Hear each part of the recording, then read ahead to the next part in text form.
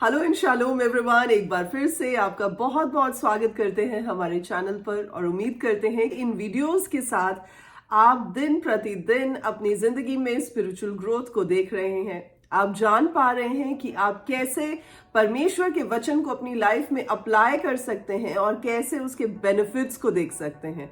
कैसे आप परमेश्वर की हुई बातों को, परमेश्वर की हुए वायदों को अपनी लाइफ में उतरते हुए देख सकते हैं और कैसे अपनी लाइफ की परेशानियों को एक एक करके अपनी लाइफ से निकलते हुए देख सकते हैं। आमीन। आज मैं आपके साथ भजन संहिता ज़बूर साम्स 23 के बारे में बात करूंगी और कैसे आप इस चैप्टर के प्रोमिसेस को अपनी लाइफ में पूरे होते हुए देख सकते हैं और उसका मैक्सिमम बेनिफिट जो है वो आप ले सकते हैं, वो आज मैं आपके साथ शेयर करूंगी। आई एम श्योर आप में से बहुत सारे लोग ऐसे होंगे कि जो कहेंगे कि डॉक्टर नीतू भजन संहिता 23 तो हमारे घर के बच्चे तक को पता है। जी, मैं आपको पता करने की बात नहीं कर रही, लेकिन उसके बेनिफिट को आपकी लाइफ में आपकी ओर से रिसीव करने की बात कर रही हूँ कि आपको उसका फायदा क्या है। So it is not just about knowing the scripture, it's about applying the scripture. यानी आप उसकी एप्लीकेशन को, प्रैक्टिकल एप्लीकेशन को आज सीखने पाएंगे कि वो आपकी लाइफ में मैक्सिमम बेनिफिट को कैसे लेकर आ सकता है। ओके, सो इससे पहले कि मैं स्टार्ट करूं, मैं एक चीज आपके साथ शेयर करना चाहती हूँ।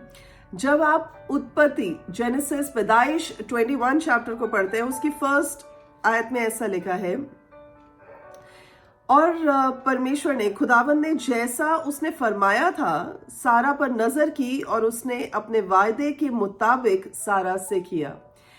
जैसे परमेश्वर ने कहा था, जो कहा था, जैसे कहा था सारा के बारे में, वैसे ही पूरा हुआ। अब जो बात मैं आपकी नजर में लाना चाहती हूँ वो ये है कि परमेश्वर हर एक ऐसी बात को जो प्रभु ने कही है उसे पूरा करेंगे। आप क्या चाहते हैं, आप कैसे चीजें एक्सपेक्ट करते हैं, आप कैसे परमेश्वर से अपनी प्रार्थनाओं के जवाब को चाहते हैं, वो मैटर नहीं करता। लेकिन मैटर ये करता है कि जो चीज परमेश्वर ने कही है सिर्फ वही पूरी होगी। और कैसे पूरी होगी? जैसे कही है। ओके, सो कई बार क्या होता है कि आपको प्रार्थना करने का मन नहीं करता, या कई बार हमें ऐसा लगता है कि शायद हम लाइफ की किन्हीं उलझनों में ऐसे उलझ गए हैं कि हमारे पास लफ्ज ही नहीं है कि हम उसे प्रार्थना में डाल सकें। तो तब आप क्या कर सकते हैं? तब आप वचन का सहारा ले सकते हैं। उस टाइम पर आप परमेश्वर के वचन में से साम्स को पढ़ सकते हैं और जो चीज, जो भजन संहिता की जो बातें हैं जो आपकी लाइफ को पर्टेन करती है, उनके मुताबिक आप प्रार्थना कर सकते हैं। सो लफ्ज आपके पास हो सकता है ना हो, लेकिन जब आप पढ़ेंगे तो आपको लगेगा कि वो आप ही की सिचुएशन में बात कर रहे हैं। ओके, सो आप इसलिए मन ना भी करें, परमेश्वर से अगुवाई पाकर इन वचनों को, उन लफ्जों को बोले जो वचन में ऑलरेडी लिखे हुए हैं, जिनको आपको बोलने की जरूरत नहीं, पर हाँ आपको ऐसे बोलने हैं as if you are speaking, कि जैसे आप ही बोल रहे हैं, वो आप ही के मन की फीलिंग्स है जो लफ्जों में ट्रांसलेट हो रही हैं। आमेन। सो इन चीजों के बारे में अभी हम आगे भजन संहिता 23 के बारे में और जो विस्तार पूर्वक और थोड़ा इलैबोरेट तरीके से बात करेंगे। पर उससे पहले मैं एक दो चीजें आपके साथ शेयर करना चाहती हूँ। देखिए, जब आप परमेश्वर के स्क्रिप्चर्स की, आप वचन की बैकिंग के साथ प्रार्थना करते हैं, तो परमेश्वर के कान जो है वो आपकी ओर मुड़ जाते हैं, आपकी ओर इंक्लाइन हो जाते हैं, क्योंकि आप वचन की बात कर रहे हैं, वो बात कर रहे हैं जो प्रभु ने कही है, वो बात कर रहे हैं जो परमेश्वर के मुंह से निकली है। ओके, मैं एक आपके साथ इंसिडेंट शेयर करना चाहूंगी। मैं अपने कमरे में कुछ काम कर रही थी और बच्चे लिविंग रूम में डैडी के साथ बैठे थे और डैडी से कोई बात कर रहे थे। तो मैं ये सोच रही थी कि चले बच्चे डैडी के साथ कुछ बातों की डिस्कशन कर रहे हैं, और अचानक बच्चों ने कहा, और ना मम्मा ने कहा कि ऐसे, और मेरे कान एकदम बच्चों की बात की तरफ, उस कॉन्वर्सेशन की ओर आ गए कि क्या बात कर रहे हैं, कि मेरा नाम क्यों लिया यहाँ पर, मैंने ऐसी कौन सी बात कही थी जो डैडी को ये लोग स्पेशली बता रहे हैं। सो जो बात मैं आपको बताना चाहती हूँ वो एग्जैक्टली यही है।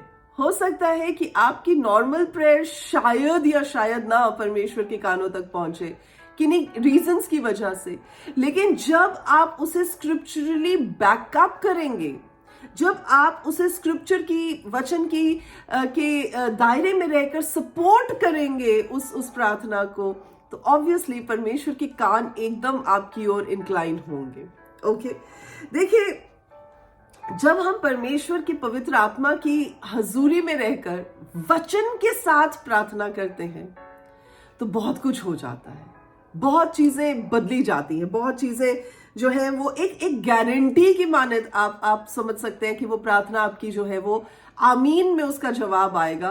क्योंकि एक तो पाखरू की हजूरी के साथ, उनकी गाइडेंस के साथ आप प्रार्थना कर रहे हैं, और दूसरा आप वचन के बैकअप सपोर्ट के साथ प्रार्थना कर रहे हैं। ऑल राइट, सो परमेश्वर का धन्यवाद देते हैं। ओके, कई बार, जैसे अब मैं बात कर रही थी कि कई बार आपको नहीं सूझेगा कि आप क्या प्रार्थना करें, कैसे प्रार्थना करें। मान लीजिए कि अगर आपको फाइनेंशियल ब्लेसिंग की जरूरत है और आप बार बार कह रहे हैं प्रभु मुझे पैसे दें, प्रभु मुझे पैसे दें, मुझे पैसे की जरूरत है, मुझे पैसा चाहिए, तो वो कोई प्रार्थना नहीं है जो गारंटी के साथ सुनी जाएगी। लेकिन अगर आप वचन में से स्क्रिप्चर्स निकालकर, प्रभु के वायदों में से बातें निकालकर उनके मुताबिक प्रार्थना करेंगे तो आपकी जो प्रार्थना है वो सुनी जाएगी। फॉर एग्जाम्पल, व्यवस्था विवरण ड्यूटेरोनॉमी में ऐसे लिखा है कि तू बहुत सारे देशों को उधार तो देगा लेकिन तुझे मांगना नहीं पड़ेगा। That is a scriptural banking. तो जब आप प्रार्थना करें तो आप परमेश्वर को ये कह सकते हैं कि प्रभु आपके वचन में ऐसा लिखा और मैं इस बात को क्लेम करता हूं, मैं आपकी इंटेग्रिटी में, मैं आपके वायदे पर विश्वास करता हूं और इस पर खड़े होकर इस बात को कहता हूं कि प्रभु मैं बहुत सारी जातियों को उधार तो दूंगा लेकिन मुझे किसी से उधार लेना ना पड़ेगा। आमीन। एक्चुअली एक टेक्निक होती है जिससे आप प्रार्थना करते हैं, जो आज मैं आपके साथ शेयर भी करूंगी, लेकिन उसको आपको एग्जाम्पल के रूप में भी बताऊंगी। लेकिन एक्चुअली वो टेक्निक क्या है जब आप प्रार्थना करते हैं? ये कि आपको स्क्रिप्चर ढूंढना है, आपको वो वचन ढूंढना है जिसमें आपकी सिचुएशन जो है उसके साथ मेल खाती हो। फॉर एग्जाम्पल, अगर किसी के पास बच्चे की आशीष नहीं है तो वो स्क्रिप्चर ढूंढे जहां पर बच्चे की आशीष के बारे में कहा गया। जब आप भजन संहिता 128 पढ़ते हैं तो यहां पर ऐसा लिखा है कि जो एक धर्मी जन होता है, जो एक सादिक इंसान होता है, लिखा है 3rd आयत में अगर आप पढ़े तो लिखा है कि तेरे घर में तेरी जो स्त्री है वो फलवंत दाखलता की सी होगी, तेरे मेज के चारों ओर तेरे बालक जलपाई के पौधे के समान होंगे, यानी कि ऑलिव ब्रांचेस की मानद होंगे। तो लिखा है कि जो इंसान परमेश्वर का डर मानता है, जो प्रभु के भय में होकर चलता है, उसके लिए ऐसी ही आशीष है, वो ऐसी ही आशीष पाएगा। सो जब आप स्क्रिप्चर्स के साथ प्रार्थना करते हैं, आप बात जान रखें कि आपको पहले क्या करना है कि आपको अपनी सिचुएशन के साथ मैच करता हुआ जो वचन है वो निकालना है। दूसरी बात आपको ये करनी है कि उस वचन को जो आपकी सिचुएशन के साथ रेजोनेट करता है उसको बोले, उसको प्रार्थना में रखें। और तीसरा काम ये है कि जब आप उस वचन को यूज कर रहे हैं तो उसको अपने पर्सपेक्टिव, अपने साथ कस्टमाइज करके इस्तेमाल करें। ओके, अब मैं आपको भजन संहिता 23 के साथ एग्जाम्पल के साथ समझाऊंगी। आज जो हम एक्चुअली बात कर रहे हैं कि भजन संहिता 23 का आप मैक्सिमम रिजल्ट, मैक्सिमम बेनिफिट कैसे पा सकते हैं। चले, यहां पर लिखा है कि यहोवा मेरा चरवाहा है। परमेश्वर कौन है? मेरे शेफर्ड है, मुझे कुछ घटी ना होगी। तो जब आप ये बात कह रहे हैं, आप ऐसे नहीं पढ़ते जाएं कि यहोवा मेरा चरवाहा है, मुझे कुछ घटी ना होगी, वह मुझे हरी हरी चराइयों में ले जाता है, वो मुझे सुखदाई झरने के जल के झरने के पास ले जाता है। तो ऐसे नहीं पढ़ना है आपको कैसे पढ़ना है, कैसे इसके बेनिफिट को लेना है अपनी लाइफ में। ऐसे कि जब आप बोलते हैं कि यहोवा मेरा चरवाहा है, मुझे कुछ घटी ना होगी, तो आप कहें परमेश्वर मैं जानता हूं, मैं जानती हूं कि आप मेरे प्रोवाइडर हैं, आप मेरी हर एक चीज का ख्याल रखते हैं, मेरी जिंदगी में जो चाहिए आप उसका ख्याल रखते हैं और आप उसे मुहैया करने वाले यहोवा यिर्रे परमेश्वर है। प्रभु मैं विश्वास करता हूं कि चाहे मेरी जिंदगी में कोई घटी भी हो, लेकिन प्रभु आप उस घटी, उस कमी को भी दूर करते हुए अपने प्रोविजंस के साथ मुझे भरने वाले परमेश्वर हैं। मैं इसलिए आपके नाम को धन्य कहता हूं। आमीन। अगली बात जैसे लिखिए कि वह मुझे हरी हरी चराइयों में बैठाता है, वह मुझे सुखदाई जल के झरने के पास ले चलता है, वह मेरे जी में जी ले आता है। तो वे धर्म के मार्गों में अपने नाम के निमित्त मेरी अगुवाई करता है। तो यहां पर जब आप ये बात कह रहे हैं तो आप क्या कह रहे हैं कि प्रभु, चाहे मैं सारे दिन में अलग अलग सिचुएशंस में से होकर गुजरूं, चाहे मैं प्रॉब्लम्स में से, चाहे मैं चैलेंजेस में से होकर गुजरूं, लेकिन मुझे प्रभु रेस्ट तभी मिलता है, सुकून तभी मिलता है जब मैं आपकी प्रेजेंस में आता हूं, जब मैं आपके नाम को पुकारता हूं। आप मुझे अपना सुकून देते हैं। और चाहे मेरे आसपास घोर अंधकार क्यों नहीं है, चाहे मेरे आसपास प्रॉब्लम्स और डिफिकल्टीज क्यों नहीं है, लेकिन प्रभु मुझे पता है कि आप मुझे उस जगह पर लाकर खड़ा करते हैं जहां पर मैं आपके सुकून को अपनी लाइफ में महसूस कर सकता हूं। आमीन। आप मुझे प्रोवाइड करते हैं, आप मेरे चीजों का ख्याल रखते हैं, आप मुझे अपनी प्रेजेंस के साथ मामूर करते हैं। इस वचन को, इस बात को जब आप परमेश्वर के सामने रखेंगे वचन के साथ कोरिलेट करके, तब आपकी प्रार्थना का आपको बेटर रिजल्ट मिलेगा। आमीन। आगे देखिए क्या लिखा है, चाहे मैं घोर अंधकार से भरी हुई तराही से होकर चलूं तो भी हानि से ना डरूंगा, क्योंकि तू मेरे साथ है, तेरे सोटे और तेरी लाठी से मुझे शांति मिलती है। अब यहां पर आप परमेश्वर को ये बात कह सकते हैं, प्रभु आपका वचन बताता है कि मुझे नाना प्रकार की विपत्तियों में से भी होकर गुजरना पड़ेगा, ऐसे रास्तों से भी होकर जाना पड़ेगा जो बहुत अंधेरे से भरे हुए हैं, लेकिन प्रभु मैं आपका शुक्रिया अदा करता हूं क्योंकि आप मेरे साथ साथ हैं। ये अंधेरा मेरा कुछ बिगाड़ नहीं सकता, ये अंधेरा मुझ पर हावी नहीं हो सकता, क्योंकि प्रभु आप जो जगत की ज्योति है, आप मेरे साथ हैं। आमीन। और आप ये बात कह सकते हैं कि प्रभु आप मुझे चारों ओर से घेरे रखते हैं, आपकी सोटी, आपकी लाठी प्रभु मेरी रक्षा करती है और मैं आपका धन्यवाद देता हूँ। आमीन। आगे लिखा है, तू मेरे सताने वालों के सामने मेरे लिए दस्तकबान बिछाता है, तूने मेरे सर पर तेल मला है और मेरा कटोरा उमड़ रहा है। तो जब आप इस बात को कहते हैं, आप परमेश्वर को कहे, प्रभु मुझे किसी भली चीज की कमी नहीं है, क्योंकि आपने मेरी जिंदगी को ब्लेसिंग्स के साथ उमड़ता हुआ बनाया है। मेरी लाइफ तो ऑलरेडी अबंडेंट ब्लेसिंग्स के साथ भरी हुई है और मैं आपका थैंक यू करता हूं।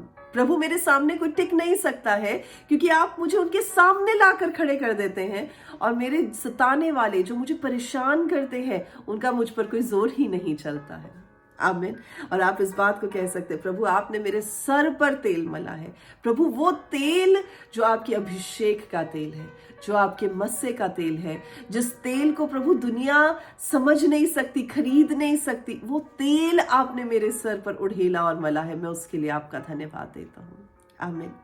आगे लिखा है, निश्चय भलाई और करुणा जीवन भर मेरे साथ साथ बनी रहेगी और मैं यहोवा परमेश्वर के धाम में सर्वदा वास करूंगा। तो इस बात को आप परमेश्वर को कह सकते हैं कि प्रभु जी मैं कैसे आपका धन्यवाद दूं। मैं तो जितनी प्रभु आपकी महिमा करूं, मैं जितनी आपकी करुणा का वर्णन करूं, मैं जितना प्रभु आपकी मर्सीज की ओर देखता हूं, आपके प्यार की ओर देखता हूं, मेरा दिल खुश हो जाता है इस बात को जानते हुए कि पिता मैं हमेशा आपकी उस करुणा के दायरे में, आपकी उस प्यार के सर्कल में सराउंडेड रहूंगा और आपके प्रेजेंस में बना रहूंगा। मैं इसके लिए आपका धन्यवाद देता हूँ। आमीन। सो आज मैं ये स्क्रिप्चर्स आपके साथ इसलिए शेयर कर रही हूँ ताकि आप जान सके कि परमेश्वर अपने वायदों को पूरा कैसे करते हैं। और ये मुझे इसलिए भी भजन संहिता आज आपके साथ जो शेयर करना था, रीजन ये थी कि इसमें देखें प्रोविजन भी है, यानी परमेश्वर मुहैया करने की जब बात करते हैं वो भी है, इसमें प्रोटेक्शन भी है, इसमें पीस ऑफ माइंड भी है।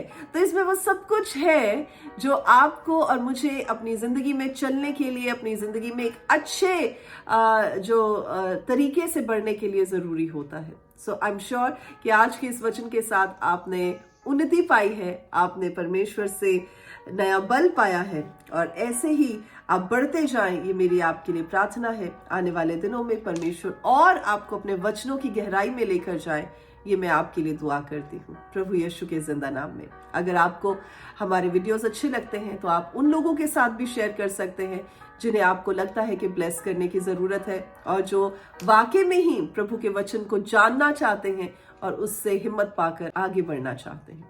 आमीन। परमेश्वर आपको आशीष दे। God bless you. शालोम।